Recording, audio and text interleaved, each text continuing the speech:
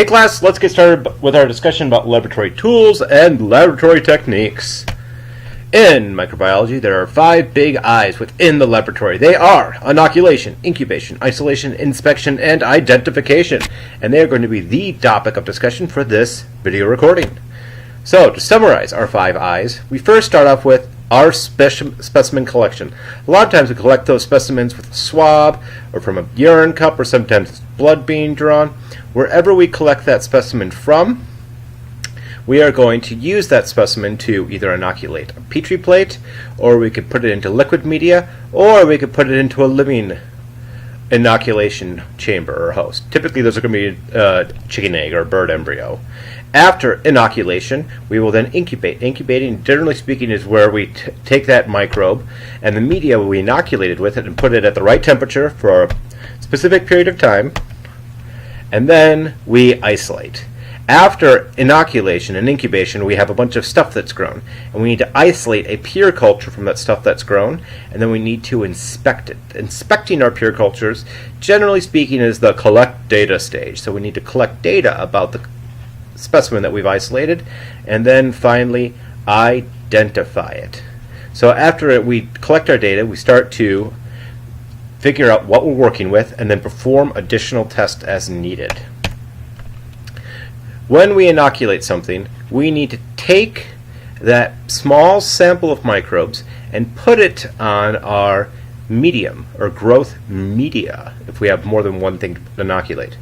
When we culture something, and this is just a finer terminology, culturing is a verb, and it means to grow microorganisms. Typically you culture something on media. Nutrient media is nutrient agar is a very common media in the lab.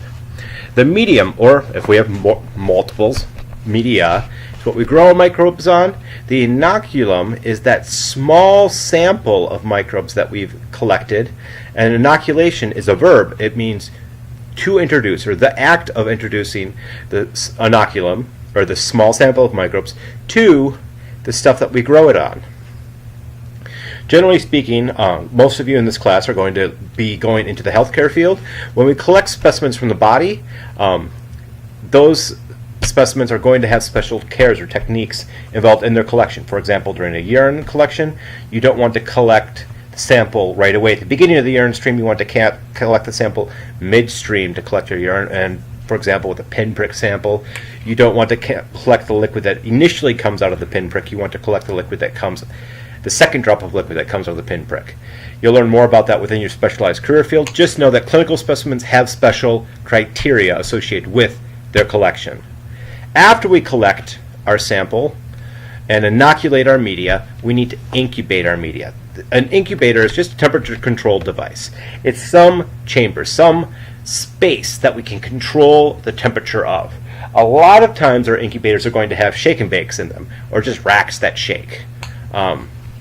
Most laboratory microorganisms are going to be propagated at 20 to 40 degrees Celsius, particularly if they're microorganisms that are specialized for the human host. They're going to be incubated at 39 degrees Celsius, human body temperature. Depending on what kind of microorganism we're incubating, we could change the gas composition of the incubation chamber. Sometimes we want to have oxygen present. Sometimes we do not want any oxygen present. We want to allow carbon dioxide instead. So by changing our gas composition, we can change it from an aerobic to anaerobic environment. Also, during incubation, we're going to have our microbes grow and multiply. Typically, this starts off pretty slowly. There's a lag period where the microbes slowly acclimated to their new environment, and then once they switch on the right genes for rapid reproduction, they start growing very, very, very quickly. So when you're incubating culture, particularly in liquid nutrient media or nutrient broth, you'll see no growth, no growth, no growth, and then explosive growth at the end. If we look at our cultures, we can have a pure culture. Pure cultures generally consist of only one species type. A mixed culture is going to have multiple species types. We have yellow dots and white dots on this petri plate. And then finally, a contaminated culture was a formerly pure culture, so it's mostly this red bacterium or microorganism. But we have a little bit of a white microorganism growing on it, so it's been contaminated with something. Tisk, tisk, shame, shame. When we are making media for our laboratory purpose, we have complex or simple media. Our culture media, this media that we make, whether it's complex or simple, is always going to be in some kind of a container. The two most common containers we use, particularly at an undergraduate level, are test tubes or petri dishes. Every once in a while we'll use flasks of media at an undergraduate level, and that's going to be typically like 500 milliliters of nutrient broth or larger, and that's when you need high volumes of a bacterium.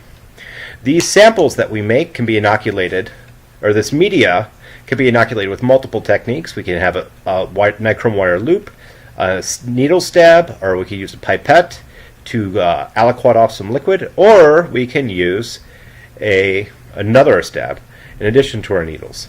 With these techniques, these things that we use to inoculate our media, generally speaking, need to be sterilized before use, at the end of the use, and in between bacterial species.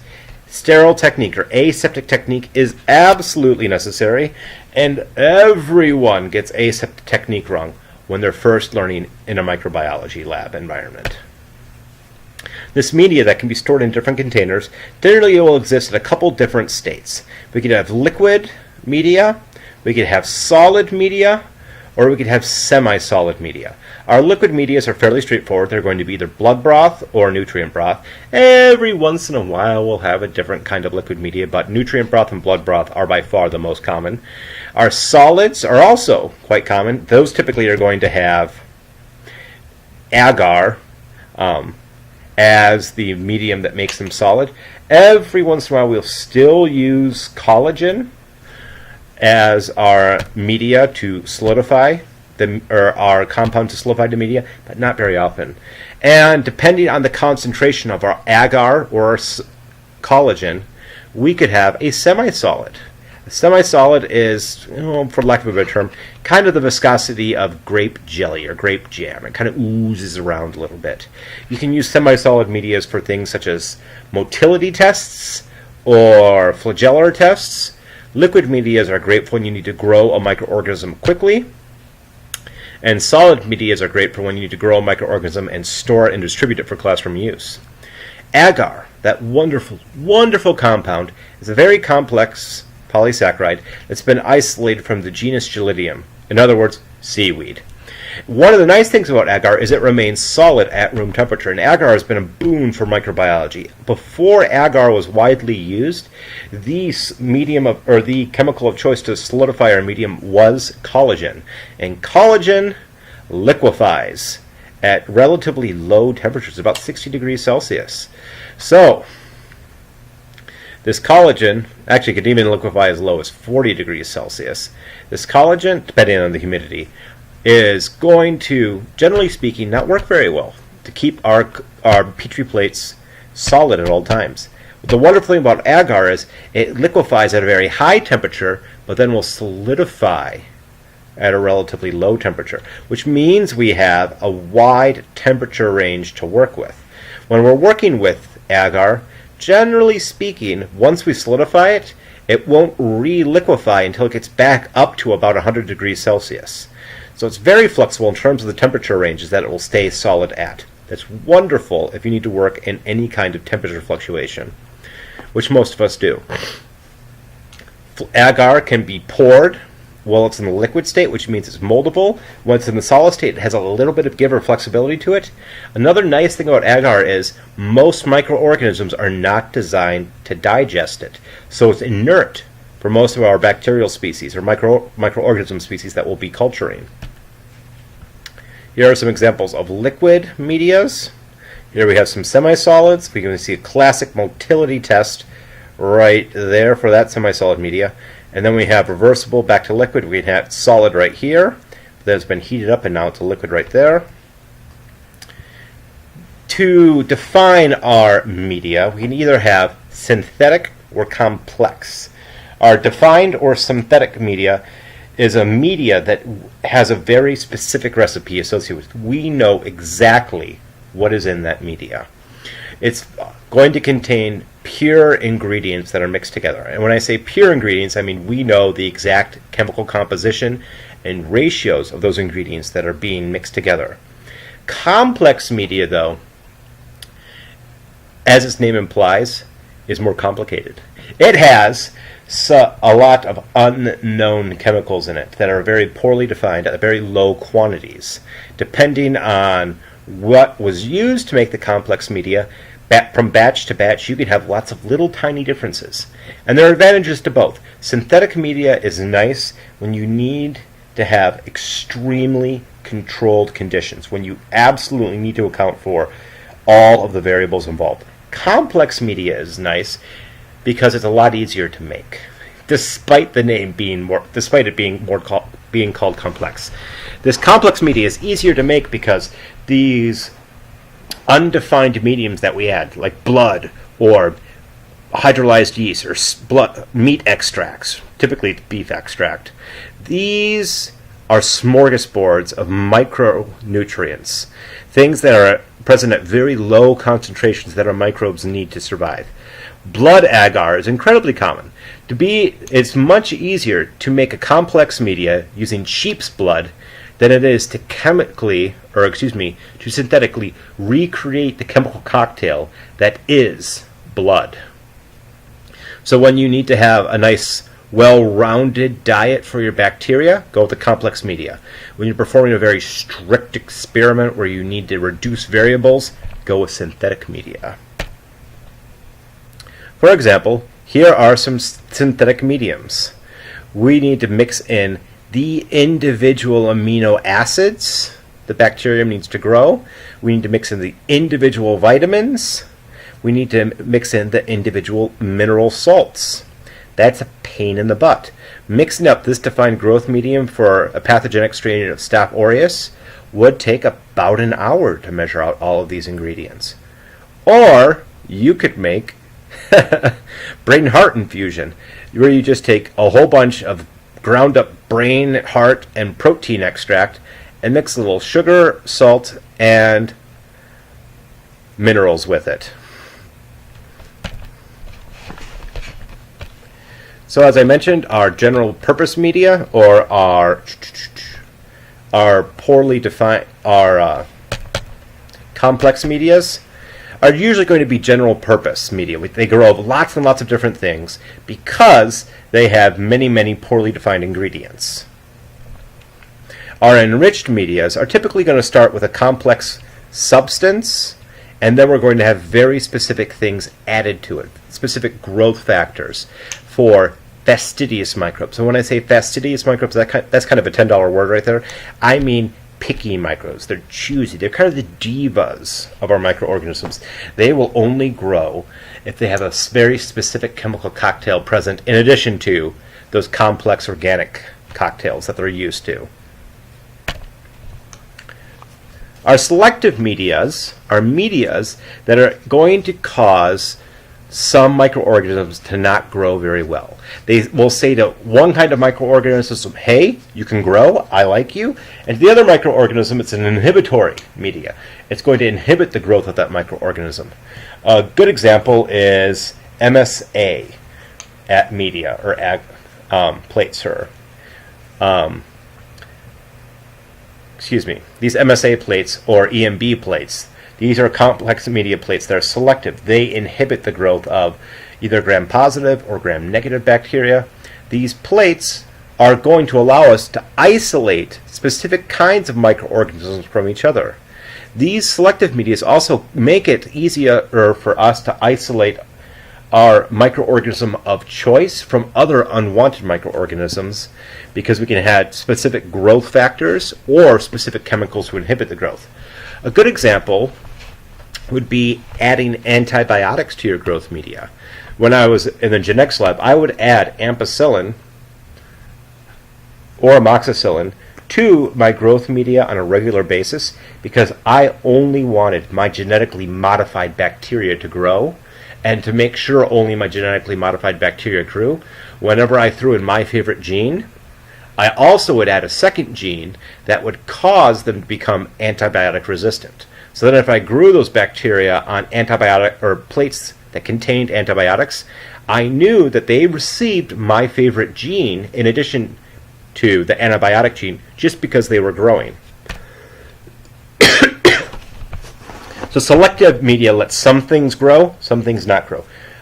Differential media, on the other hand, will let many different things grow, but it'll change, or it will tell you what is growing, or give you information about what is growing because of visible differences you can see in the media. A good example of that is TSI, or TSA, tryptic soy agar, or you could have triple sugar iron slants, or you can have blood broth, or blood agar. These different differential medias can tell you, based off of how big the colony is, or the color of the colony, or the color that the media changes, or if there's gas, what will happen. A lot of microorganisms will either ferment and give off an acidic compound, or not ferment and not give off the acidic compound if they're in an anaerobic environment. So if you put a pH indicator in your media, that pH indicator will change color in response to an acid that's produced due to fermentation. A lot of our medias that we use in lab are both selective and differential. McConkey agar is an excellent one. We've made a ton of McConkey agar plates this last spring when we had a face-to-face microbe lab. And this agar suppresses some microorganisms from growing, and at the same time changes colors in the media, and also causes the colonies to change color depending on what kind of metabolic processes the microorganisms had. As I mentioned before, we can use dyes or pH indicators to change the color in response to acids or basic products. So here's a good example of what we would start off with. We can have a mixed sample. So here's a smorgasbord of bacterial species. If we just put it on a general purpose media, let's say nutrient agar, all of those, or most of those species will grow. But if we put it on a selective medium, only one of the species can grow. So selective media is only going to allow certain species with certain traits to grow. On the other hand, differential media will allow most of the species to grow on it, but will cause the species to have different color colonies or to have the media change color in response to differences of those bacterial species. We can also have some miscellaneous media categories. These are hard to categorize. A reducing medium is any kind of a medium that is going to absorb excess oxygen, and it makes it so that it's very difficult for oxygen to penetrate the medium and get to the bacterium. The opposite of, for those of you taking chemistry, you have oxidation and you have reduction. The opposite of oxidation is reduction. So if we have a reducing medium, we are reducing oxygen molecules before they can get to the bacterium.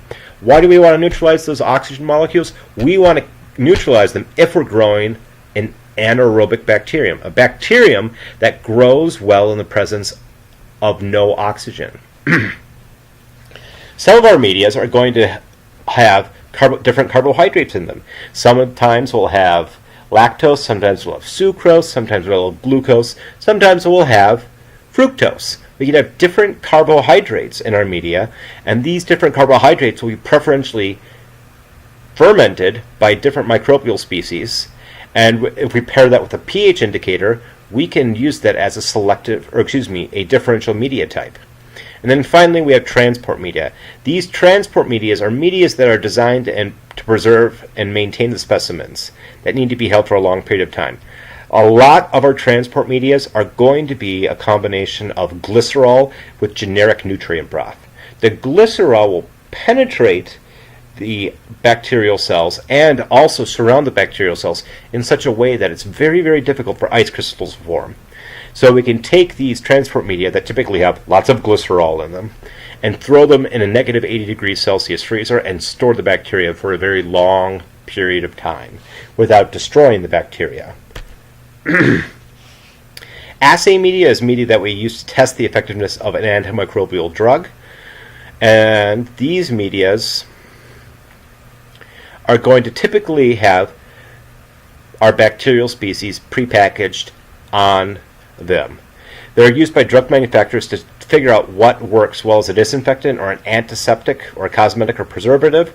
So that an assay media is media that's designed to have lots of bacteria grow on it, and then typically you'll use filter paper disc inoculated with an antibiotic, and you'll drop them on the assay media to see whether or not they will or will not destroy the bacteria that are growing on the assay media. And then we also have enumeration media. Enumeration media is used to determine concentrations of bacteria or microorganisms in the environment. Maybe it's water, maybe it's the food, maybe it's the soil. Depending on what you're using it for, the exact same kind of Petri plate could be called assay media, enumeration media, or some other form of media. The use of the media is typically how we categorize where it goes, not necessarily the chemical composition of the media. So, we've covered the first two I's. We have inoculation and we've had incubation. Now we have isolation, I number 3. We will isolate our colonies when we can have an individual colony growing on our media. We assume that that individual colony started out as one individual microorganism. And as it keeps growing and growing and growing, it's formed a big mound of microorganisms that all started from the same parent cell. So this colony is big enough for us to see with our naked eye. It's macroscopic, and it's a cluster of cells that all have come from the same parent cell. So they're all going to be the same species. During isolation, we typically need a medium that has a firm surface. So these is where the Petri plate comes in. This firm surface will keep the colonies from bouncing around and mixing with each other and contaminating each other. We also need an inoculating loop while we're isolating a pure culture colony. So here we can see a mixed culture of cells. There's the round parent and the stretched out parent, or we have the cocci and the bacilli. And then we'll take these parent cells and we'll just spread them out on the plate. And if we have one individual round or bacilli cell, or cocci cell, it will grow into a big mound of similar cells, and this one individual bacilli cell will grow into a big mound of bacilli cells that we can see with the naked eye. Typically, when we are trying to isolate, or when we're going through isolation, we use a strategy known as streak plate. During streak plating, we'll start off with a high concentration of bacteria in one corner of our agar plate. Then we sterilize our nichrome wire loop, and then we stretch out the bacteria across a different corner of the plate, sterilize the loop, and then stretch out the bacteria across the rest of the plate. So we start off with a really high concentration in the beginning, and then we take a corner that has the high concentration and spread it out, repeat the process again, and then repeat the process again. And in between these stages where we pull the bacteria across the plate, we make sure to sterilize our sterilize our inoculating loop. We can also have a loop dilution. During a loop dilution, we are going to take our loops and we are first going to do a serial dilution with liquid media, and then we'll take a little bit of that liquid media and spread it out across the Petri plate. So we can have 100 full strength, 100%, and then we have a 10% dilution, or a 1 to 10 dilution, with fresh uncontaminated media, and then another 1 to 10 dilution. These are typically called loop dilutions or serial dilutions. And then finally we have the spread plate technique. During the spread plate technique, we take a little bit of liquid media and using a glass hockey stick, just spread it out across the top of the plate. And then our last two I's are inspection and identification. These really go hand in hand with each other. Inspection is the data collection, and identification is going, aha, this is what I have. So we can identify the microbes with the microscopic appearance. Are they bacilli? Are they cocci? Are they spiret? Are they rods? Are they round? Are they squiggly? We can identify microbes based off of the chemicals they give off during cellular metabolism. We can identify them based off what they need to live, what kind of nutrient requirements or nutrition requirements do they have. And then finally, we can also identify our microorganisms based off of their genetic code. So the gold standard right now is to just skip all the fancy tests and go straight to genetic sequencing. So, let's talk about an example of these different medias for our concept check. What is a selective media? What is a differential media? What is a reducing media? And what is a complex media? So, pause the video, go check your book, or pause the video and go back to the beginning of this PowerPoint presentation and look up what is a selective, what is a differential, what is a reducing, and what is a complex media. Okay, so hopefully you've done it at this point. A good example of a selective media is going to be McConkey agar. It only lets some things grow and not other things grow. A good example of a differential media is going to be blood agar, or we could have